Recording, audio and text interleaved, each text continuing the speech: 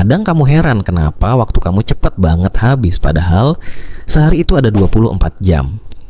Ada yang bilang, cuma kebiasaan kecil kok. Tapi lama-lama kebiasaan kecil itu bisa bikin energi, semangat, bahkan kesehatan mental jadi terkuras. Salah satu kebiasaan yang seharusnya bukan kebiasaan, tapi sering dianggap remeh adalah PMO. PMO itu singkatan dari porn, masturbation, dan orgasm.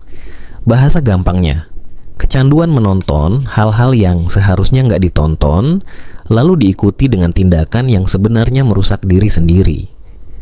Mungkin sekilas terlihat biasa, tapi dampaknya besar banget. Selain dosa, motivasi turun, produktivitas hancur, bahkan hubungan sosial juga terganggu. Banyak orang sudah mencoba untuk tidak melakukannya, tapi tetap gagal. Sayangnya, orang-orang hanya fokus pada kegagalan, bukan pada alasan kenapa mereka gagal. Di sini kita bakal bahas bagaimana cara keluar dari lingkaran itu dengan cenderung menganalisa penyebab kenapa orang-orang gagal. Seperti halnya saat kita tidak ingin kapal yang kita naiki tenggelam, kita akan cari tahu di mana lubang kebocoran kapal tersebut berada. Oke, mari kita mulai. Tahu nggak kalian, salah satu cara orang untuk tidak PMO adalah dengan menghitung hari berapa lama mereka tidak melakukannya. Mereka menghitung 3 hari, 7 hari, 14 hari, 1 bulan. Orang-orang mengingat ini karena merasa itu membuat mereka semakin termotivasi. Seolah-olah sedang menghitung berapa piala yang mereka dapat setiap hari. Tapi sayangnya, jika kamu juga melakukan metode ini, saya punya kabar buruk. Metode menghitung hari untuk tidak PMO memang memberimu motivasi. Namun, dalam banyak kasus, motivasi yang didapat dari metode ini hanya bertahan sebentar. Hari pertama kamu menghitung untuk tidak PMO, mungkin kamu merasa seperti pahlawan. Hari ketiga kamu menghitung untuk tidak PMO, mungkin kamu merasa seperti jenderal.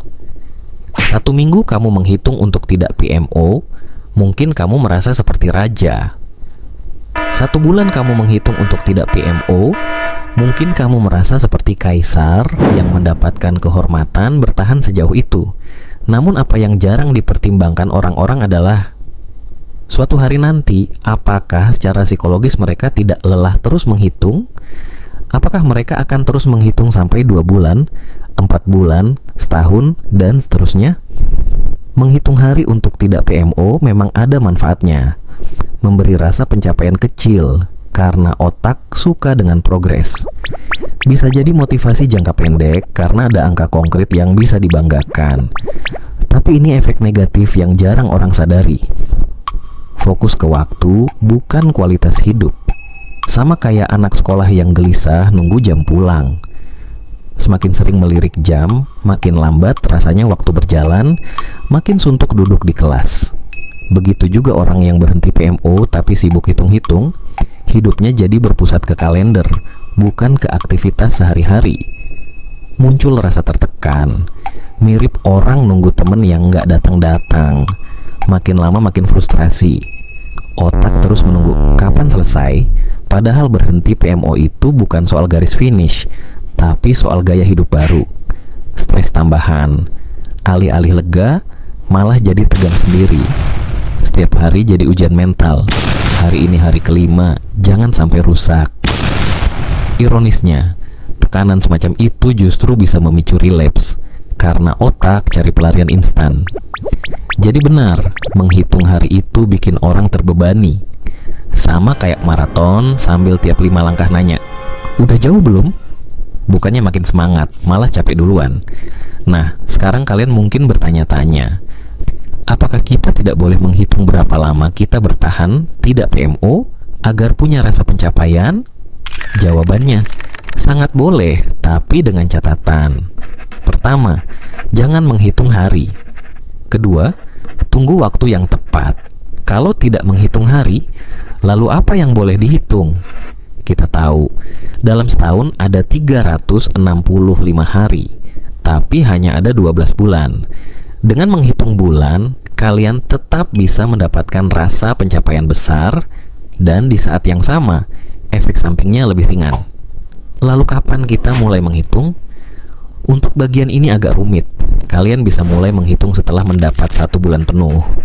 Namun, dalam proses mencapai 1 bulan itu, jangan hitung harinya. Kira-kira saja sudah berapa bulan. Misal, kalian mulai tanggal 10 Agustus. Tiba-tiba sudah tanggal 1 September. Nah, kalian bisa tanamkan kepikiran bahwa sudah 1 bulan tidak PMO. Akhirnya, kalian mendapat satu fondasi penting untuk tidak PMO. Semakin banyak fondasi yang kalian dapat nanti, semakin mudah juga untuk tidak PMO. Percayalah. Bahkan, sebagian orang yang berhasil tidak PMO bertahun-tahun justru lupa sudah berapa lama mereka tidak melakukannya. Mereka seperti seseorang yang berlayar di sungai. Mereka tidak menghitung berapa pohon yang dilewati, berapa jembatan yang dilihat. Mereka hanya melanjutkan hidup, mengikuti arus sungai, dan hidup dengan penuh kedamaian. Mereka sudah terbiasa tidak PMO, dan tidak perlu menghitung lagi. Namun ingat, menghitung hari atau tidak, itu hanyalah faktor yang bisa membuat perjalanan kita lebih berat atau lebih ringan. Pada akhirnya, keputusan untuk PMO atau tidak tetap ada di tangan kita. Terima kasih sudah menonton sampai akhir. Jangan lupa tunggu konten selanjutnya, karena masih banyak faktor kenapa orang-orang gagal berhenti PMO yang akan kita bahas bersama di sini.